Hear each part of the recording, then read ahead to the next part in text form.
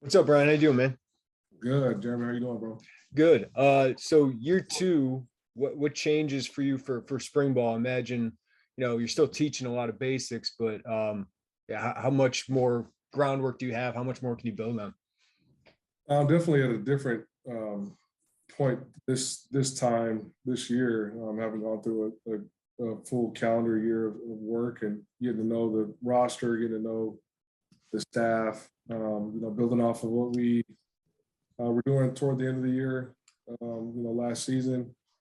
And so it's been good to have more of review than new install. Obviously tweaking things that we feel will be advantageous for us and fixing some issues that were presented during the course of the year. But for instance, we had a group install today for our base package.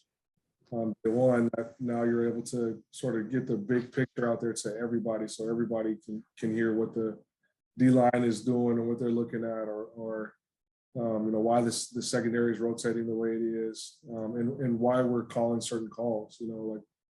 We're calling this call because it's early downs and it's a good run defense that protects you against RPOs, and just diving into the intricacies of the totality of the defense rather than, okay, this is your assignment in this call, this is what you need to look for from an individual standpoint. I'm sure it's bittersweet for you to kind of see Kirby going through this draft process because he had such a great year and is close to that. Not bittersweet, man. I'm happy for him. Yeah. But obviously, you got to replace such a great player who's such a strength for you. What are your options at that position, and who can you kind of turn to there? Well, we had moved Kendall Smith to safety toward the end of the year last year from corner. I thought he played well when he was in there at the safety's position. Another guy, Prince Green, who redshirted a year ago. He's a big, long, rangy safety that is smart and I was really putting a lot of overtime work in this winter session. And then, I'm looking forward to seeing Quan and Sydney's progression. Those guys, the beauty of what Coach B does from a calendar, setting a calendar standpoint is this 8-week cycle they get recruiting or lifting before we head into spring ball. So, the guys look ready to play football right now. And so, I'm excited for those guys, and we got guys in that room that are savvy vets, and do we need to make up one person's production from one player? I don't necessarily think that's the case, but I think we can make up that production as a total unit for sure in terms of the turnovers. And Quan was so good at nickel towards the end of the year, especially. Would you like to keep him there, or does it matter to kind of move him around? Like, obviously, if he's the best player at free safety, you might want him there too.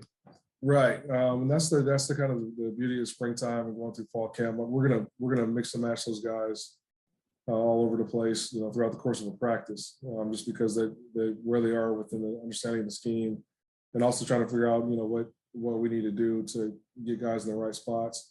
Quan he was great at covering the slot. I think he was one of the more underappreciated guys, just because you don't see his production as much. If the guy's not throwing the ball to the slot receiver, that counts as a win for Quan a year ago, but that doesn't get marked down on a stat sheet. You know what I mean? So, but he looks physically more mature. He's up to, I think he said he weighed 198 pounds today, and he looks the part. And so I'm excited to be able to move him around a little bit. And Sidney's another guy that can play in the slot. I know we put him in the box a year ago, but he's also one of the quicker, faster guys we got on the team. So it'll be fun just to mix and match those guys and maybe throw some corners in there to cover slot as well. Thanks, Sean. Appreciate it. Yeah. Hey, Coach. Fans always love to hear about newcomers this time of year. And you got quite a few early enrollees on campus. Who are some guys that have kind of jumped out at you so far in workouts? Just off the top of my head, from a workout standpoint, T-Raw, he's a hard worker. He's exactly what we thought he was going to be in terms of a motor standpoint, and to be as big as he is and to have as light of feet as he does. I'm excited to see how that translates to the field. Another guy, Jared Beatty, true freshman. That can be a tall task to step into a collegiate program with the rigors and the schedule that is required to have success. And he has had success through these workouts. He's put on a lot of good weight. Does not look like a freshman. Another guy that has a high motor through the workouts and has been doing extra. I see him up here all the time, meeting with Coach Kane individually, trying to get the defense down. And I'm excited to see what his progress looks like, or what his weight room numbers look like, on the practice field. How about some redshirt freshmen that we didn't see a lot of last year? Anybody ready to make that jump this year? Yeah, I mean, like I talked about Prince Green, from the linebacker room, Kanena is another young guy that's explosive. We'll have a litany of new corners that didn't get a lot of snaps a year ago that will get a lot of key snaps this spring. And then one guy up front that's really made leaps has been Sed McConnell. He looks, his body is completely transformed. I know I've sung Tank's praises all year, last year, but what he's done with those guys just solidifies and validates everything I thought about him going into this offseason. One more quick one, if I could. Elijah McCantos, the cornerback, was pretty highly recruited kid. Looks like a really good athlete on film. But do you think he's ready to play, as a freshman? I don't know. We had to have. He'll be, medically unavailable in the spring. Just had an old high school injury that we were able to get him up here and fix a rehab. So I'll be interested to see what he does in the fall for sure. Thanks, Coach. He definitely looks the part, though. Hey, what's up, Ryan? How are you, man? What's up, Joey? Hey, I'm curious about the outside linebacker spot, losing two stalwarts there, and we know Alec has sat out. And what are your impressions of what you have there? And I know obviously Gabe coming in the summer will add to it. But what do you like spring ball? I'm excited about that group. It's got a chance to be deep if everybody sort of lives up to their potential or what we feel is their potential. Zeke Holmes and Seth Coleman, both played a little bit last year at those spots, and have taken on more of a leadership role, just the way they carry themselves, the way they work out, the way they look, the way they answer questions. And then, you got DJ Johnson, who played a little bit last year, and Jared Beatty, coming in this spring will be awesome. And then Gabe Akis is just from what we've seen, he definitely looks the part.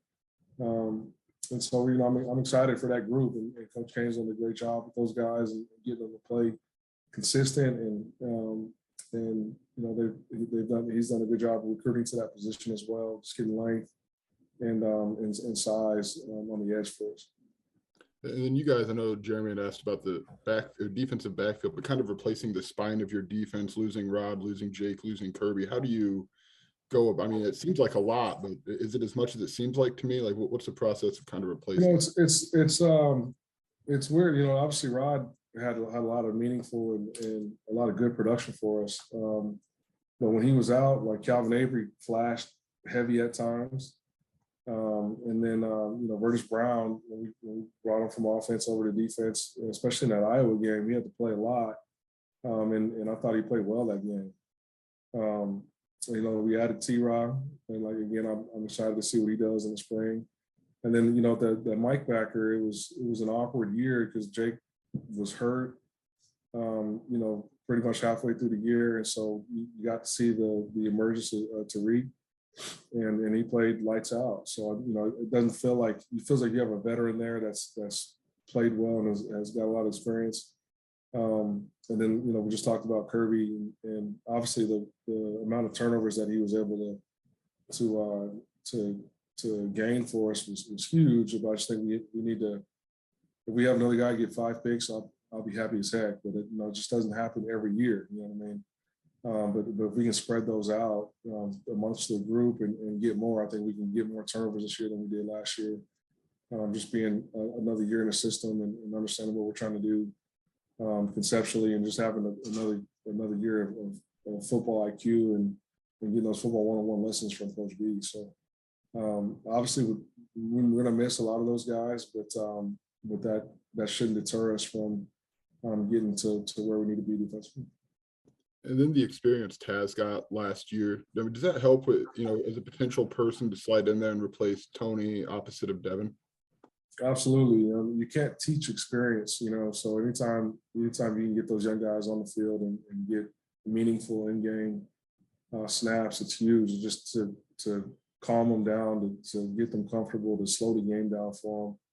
I'm expecting him to make a big jump. Year 1 to year 2, those are huge, usually huge jumps for guys in this game. Thanks, Ryan. I appreciate it, man. Ryan, what do you expect? Sorry, go ahead and skip me. Sorry, Matt.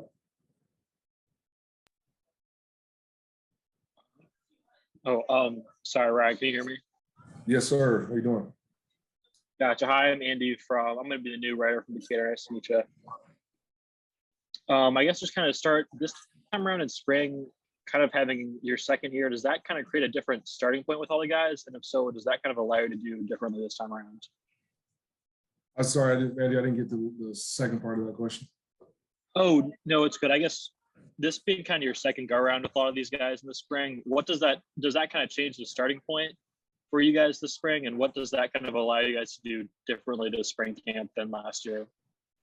Yeah, one, welcome Andy to the team here.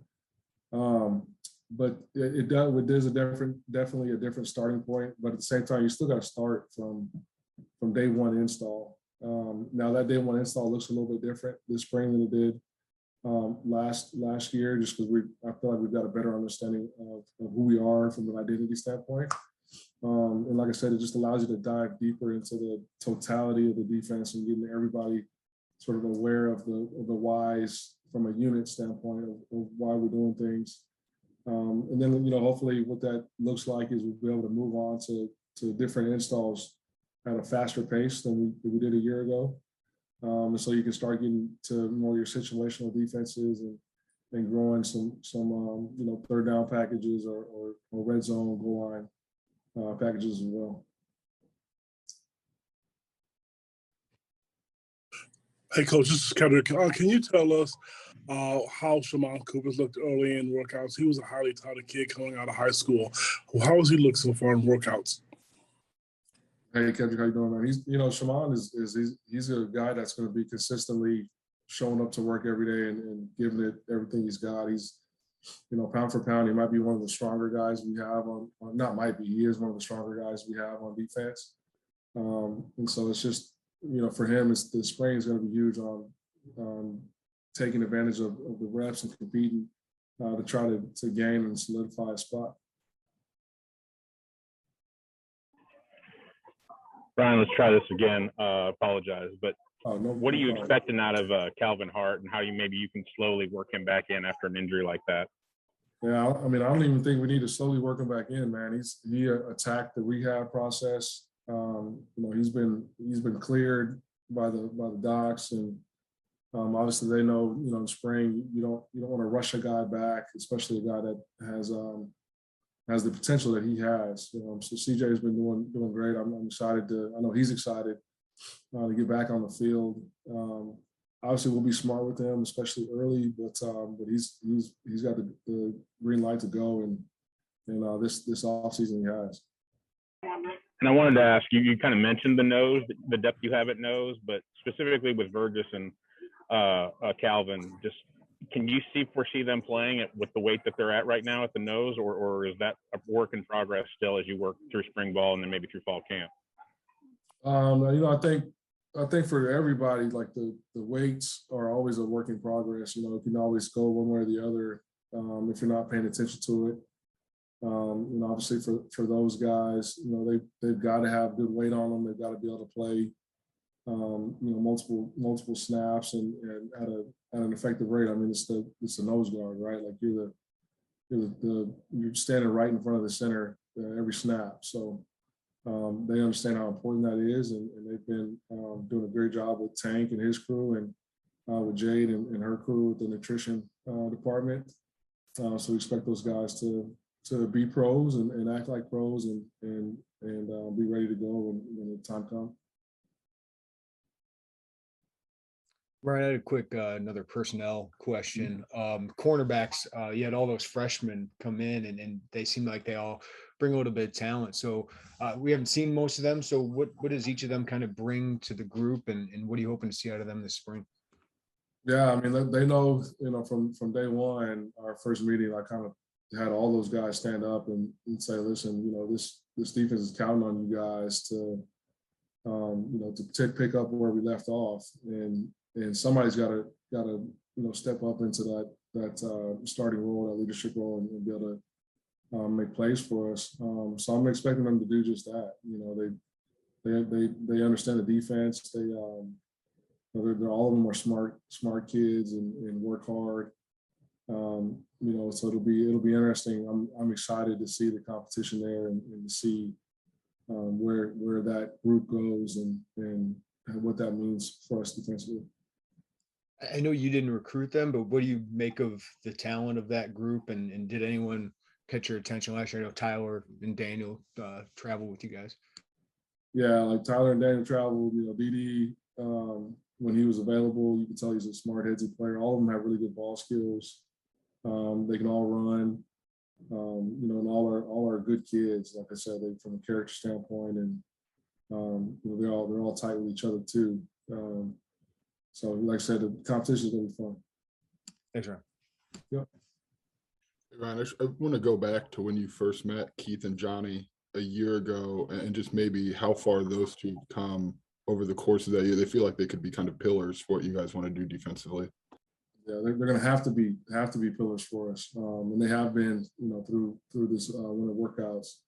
I just think from a maturity standpoint, both of them have grown. They seem more comfortable, just in their own skin and more confident. Obviously, just the natural progression of becoming a man and getting a year older from a maturity standpoint helps. But I think also the fruits of their labor on the field.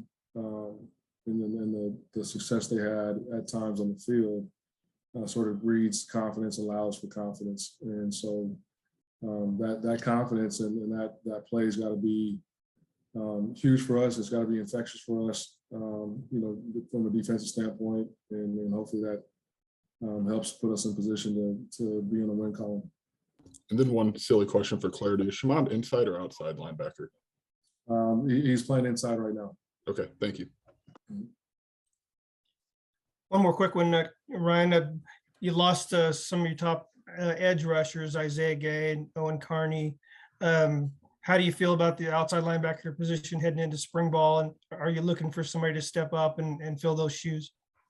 Yeah, like I said earlier, obviously those two guys played the majority of the snaps, but Seth Coleman and Zeke Holmes, they played some meaningful snaps a year ago, and they look comfortable. They look like leaders. They look like starters coming into spring ball. And then behind those guys, we've got DJ Johnson, who's extremely athletic and played a little bit a year ago. And then we got the Jared Beatty, who came in at semester, who's done a terrific job and looks like a collegiate athlete right now.